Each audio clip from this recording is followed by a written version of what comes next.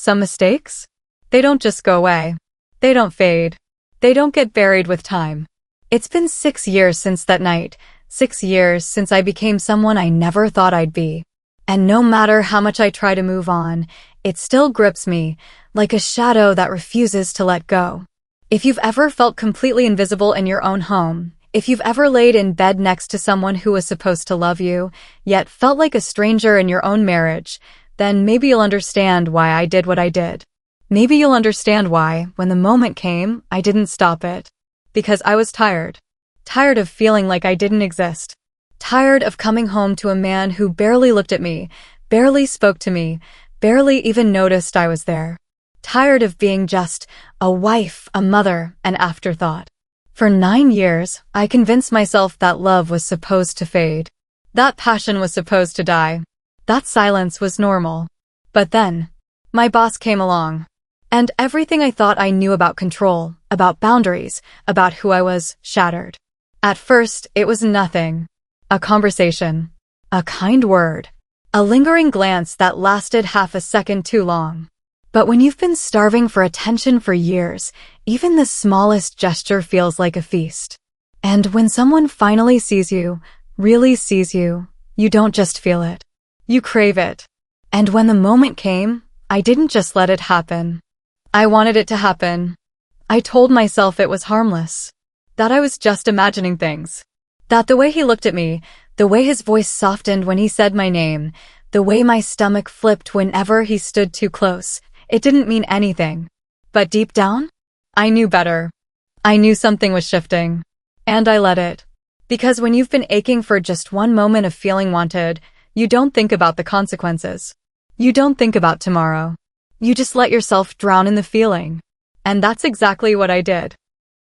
I didn't plan for it to happen that night. I didn't wake up that morning thinking I was about to make the biggest mistake of my life. But the moment I found myself alone with him, the moment he looked at me in a way my husband hadn't in 5 years, I knew. I knew there was no turning back. Now I have to live with it. The memory. The guilt. The way my body still reacts when I think about it. And the question that never stops haunting me, if I had the chance to go back, would I really change anything? So before I tell you every single detail, before I take you back to that night, I need to know. What would you have done? If you were in my shoes, if you felt what I felt, if you were as lonely as I was, would you have walked away? Or would you have let yourself fall? Drop your thoughts in the comments. And if you love real, raw confessions, subscribe to Shocking Infidelity Saga. Because trust me, this is just the beginning. I wasn't always this woman. The kind who kept secrets. The kind who let a single moment change everything. I used to be the woman who followed all the rules. The devoted wife. The reliable one. The one who did everything right. But doing everything right didn't stop me from feeling empty. I've been married for 9 years. 9 years of routine. 9 years of being the woman who holds everything together. The one who remembers birthdays, schedules doctor's appointments, keeps the house running while my husband disappears into his work. The one who goes to bed alone, even when he's right there beside me. And somehow, over time, I became invisible to him. Like I was just part of the furniture there, but unnoticed. In the beginning, it wasn't like this. He used to look at me like I was his whole world.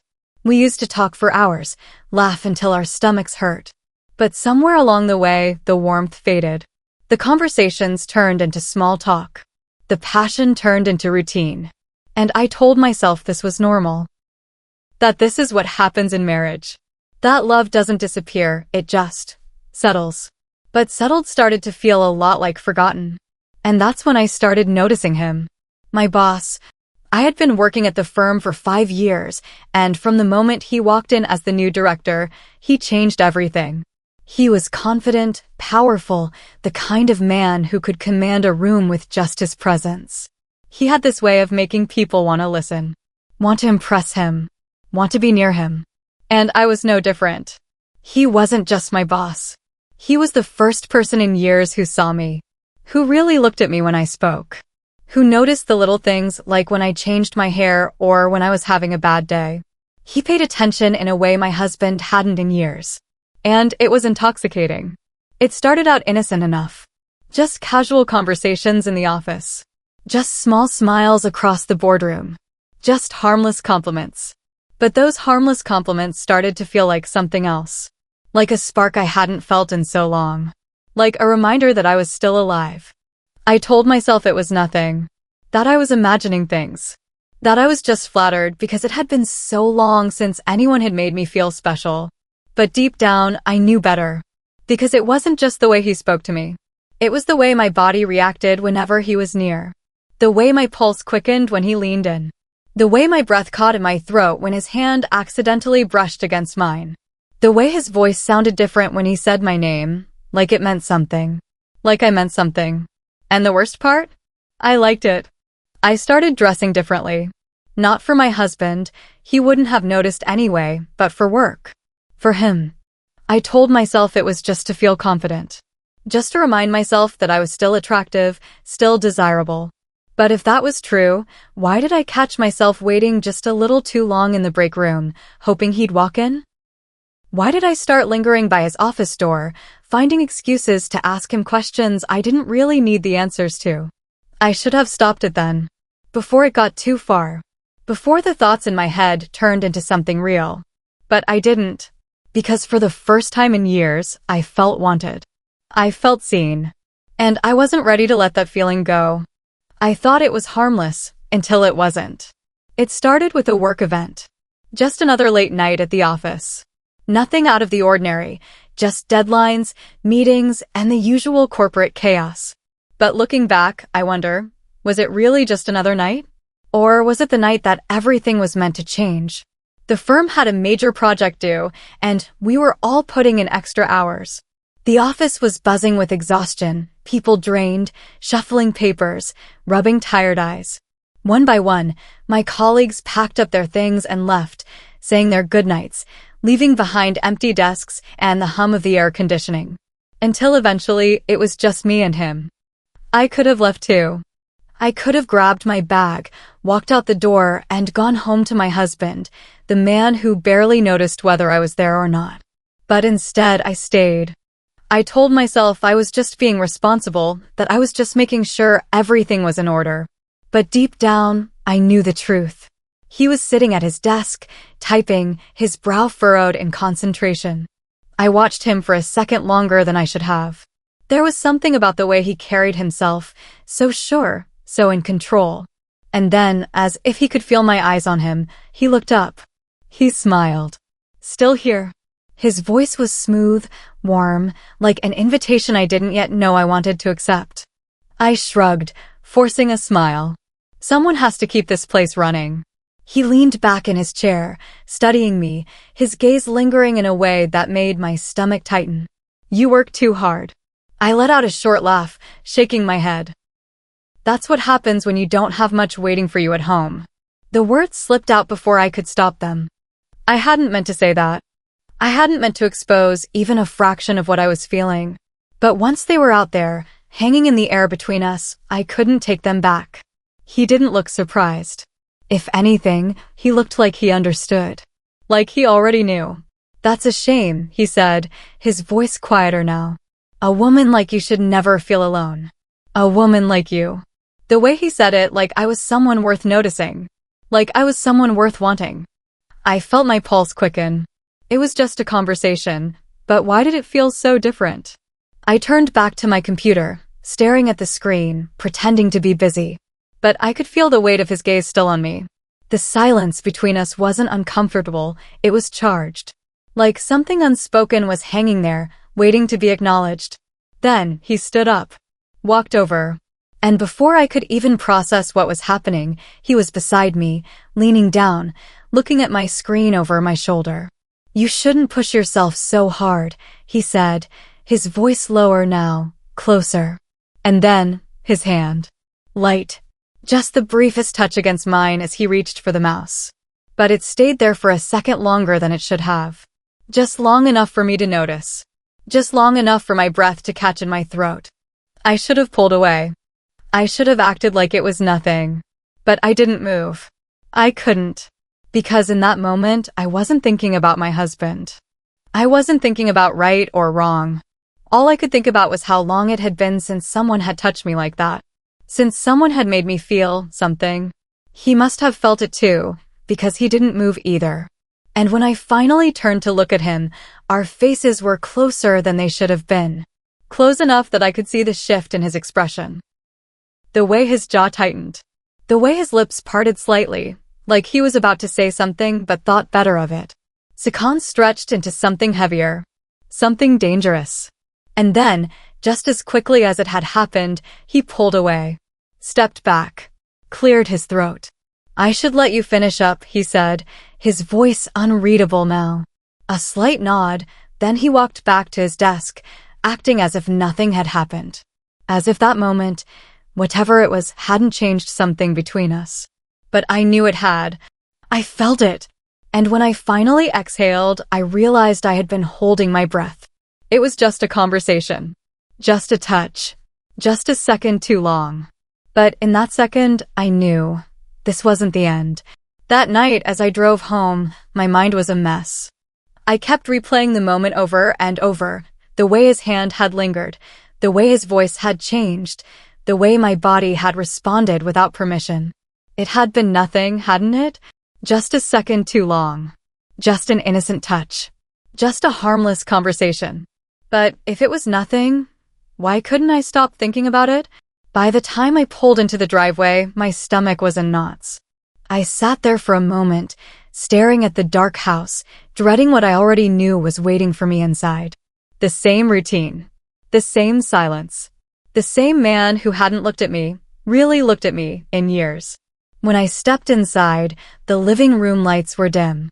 My husband was exactly where I expected him to be, on the couch, his face illuminated by the glow of his phone. He didn't even look up when I walked in. Hey, I said, my voice quieter than I meant it to be.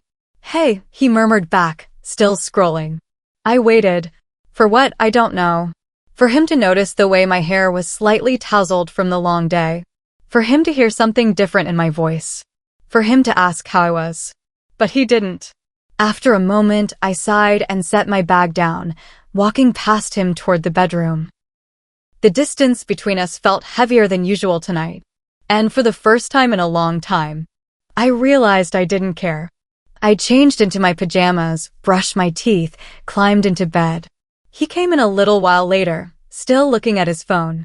He got in beside me, turned off his bedside lamp, and that was it. No goodnight. No glance in my direction. Just silence. And yet, in the dark, my heart was still racing, but not because of him.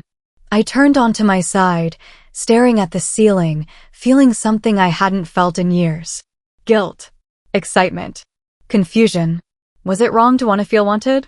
To crave something I hadn't felt in so long? I hadn't done anything wrong. Not really. But the way my body had reacted to my boss, that was real. And I liked it. That was the part that scared me.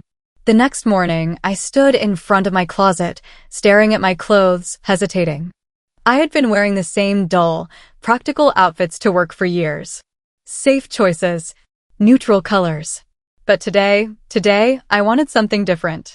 Something that made me feel seen. I reached for a fitted dress I hadn't worn in ages. Something that hugged my figure. Something that made me feel like me again, not just someone's wife. I straightened my hair, added a little more mascara than usual, sprayed a perfume I hadn't touched in months.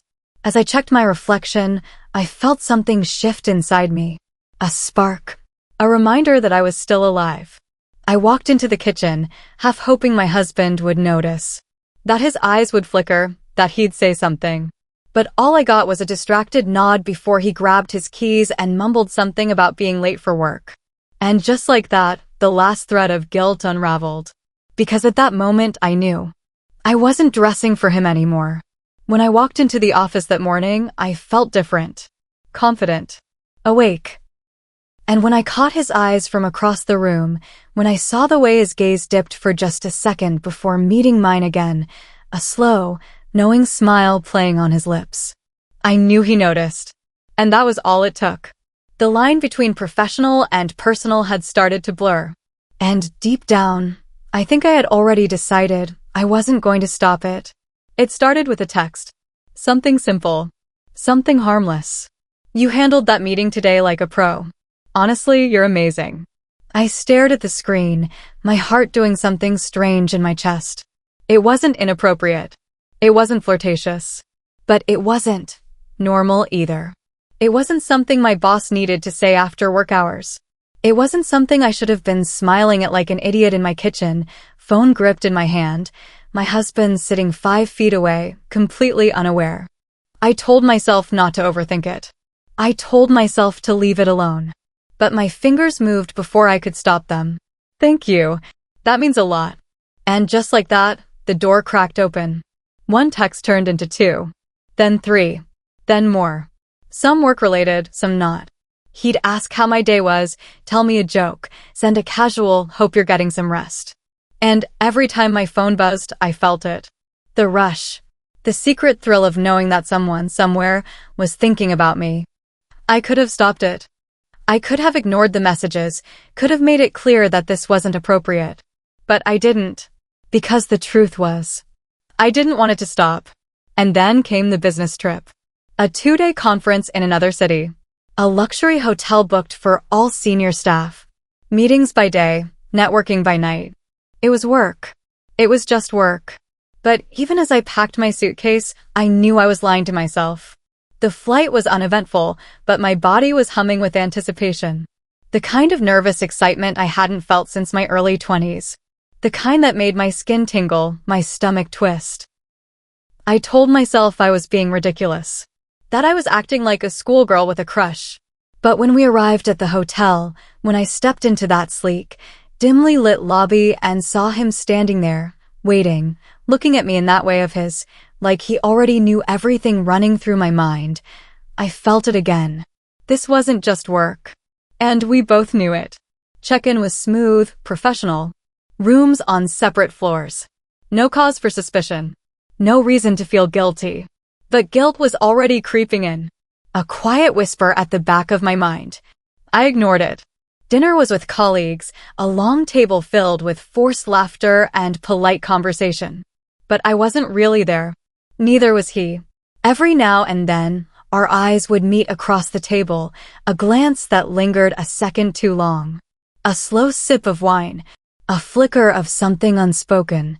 When the dinner ended, people trickled away, retreating to their rooms, leaving just a handful of us lingering in the hotel lounge. He was standing near the bar, drink in hand, speaking to someone, but his eyes found mine. Held them. My breath hitched.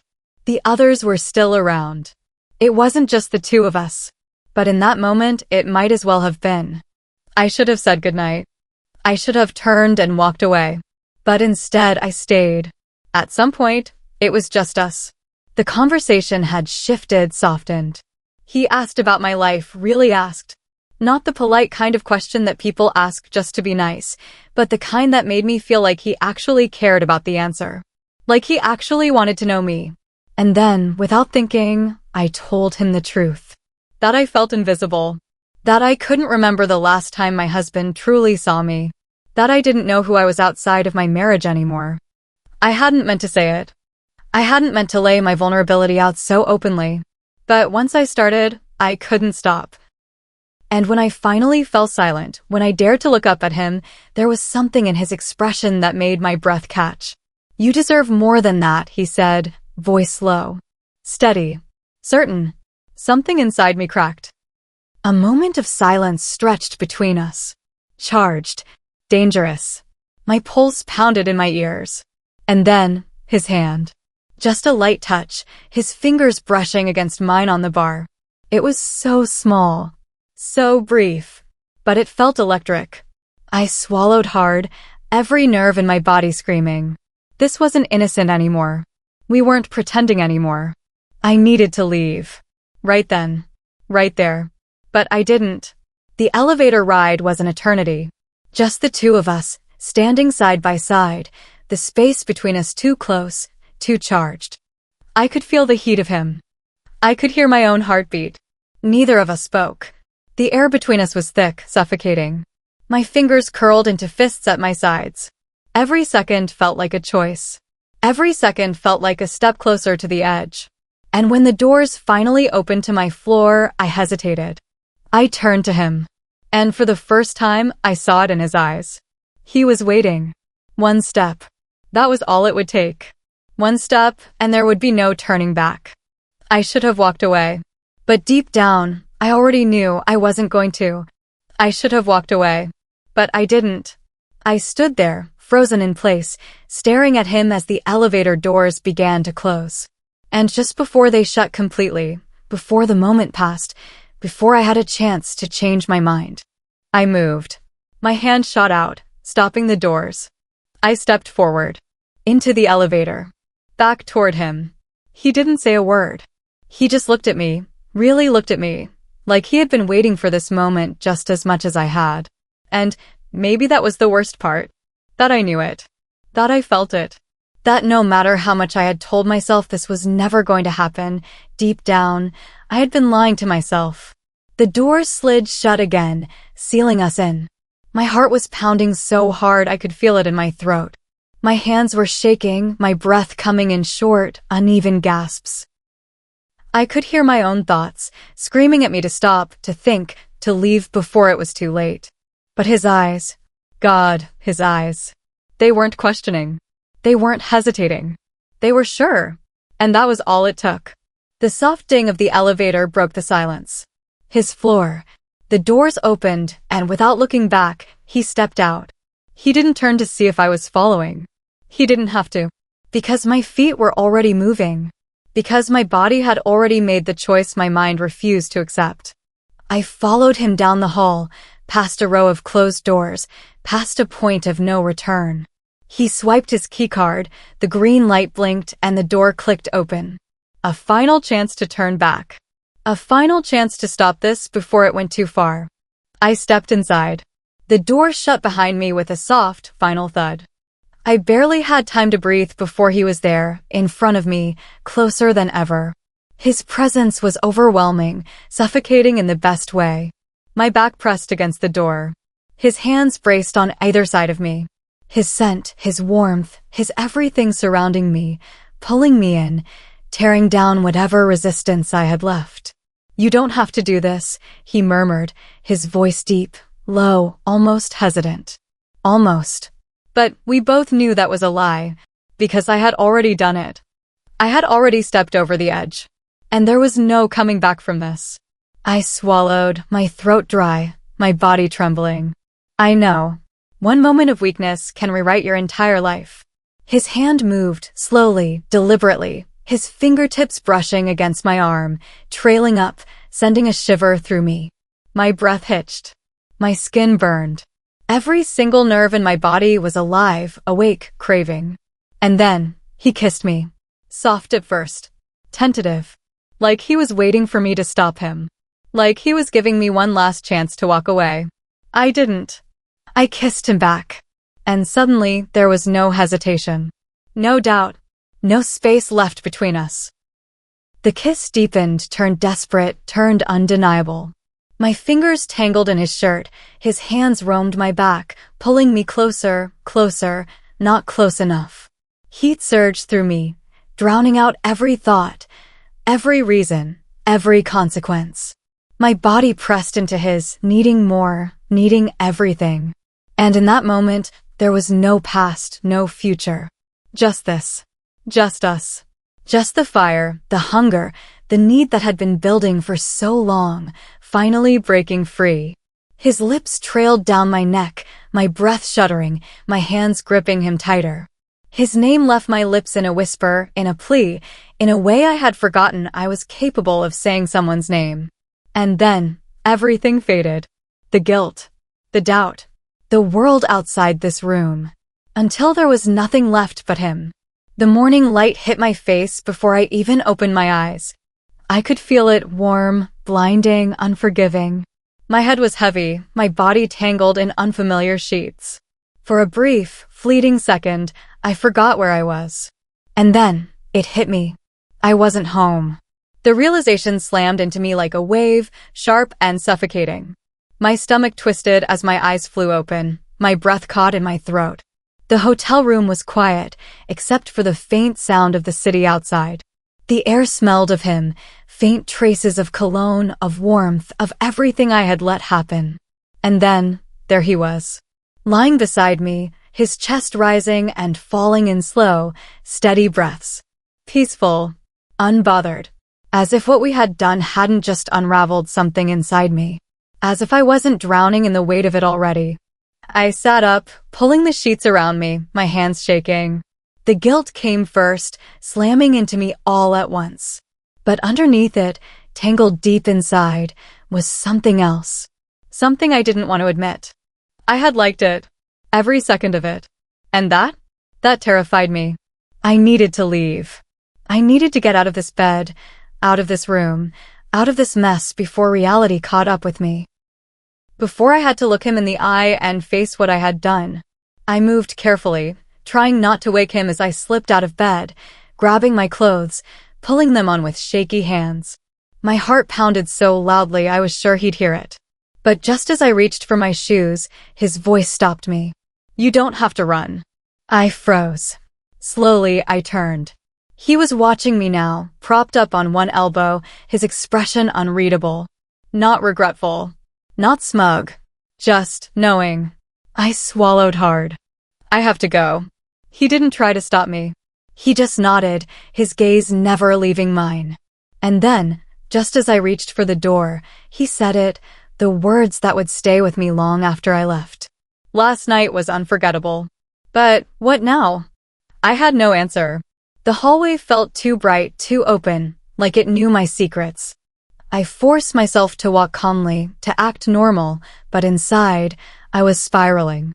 My hands clenched into fists as I stepped into the elevator, the same elevator where it had all started. The memories flashed in my mind, the way he had looked at me, the way he had touched me, the way I had let him. By the time I reached my car, my breath was coming fast and uneven. I gripped the steering wheel, staring at my reflection in the rearview mirror. My lips were still swollen. My skin still carried the traces of him. I looked the same. And yet, I didn't recognize myself. I was a woman with a secret now. The drive home was a blur. My thoughts were racing, colliding, unraveling. The guilt clawed at my chest, but I couldn't ignore the thrill still humming beneath it. I hated myself for it. I hated that, despite everything, I could still feel him. And then, I was home. I walked through the door, bracing myself, expecting to feel exposed, expecting my husband to know. But there he was, exactly where I had left him on the couch, scrolling through his phone, lost in his own world.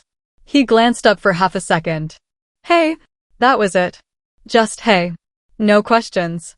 No suspicion. Nothing. I forced a breath.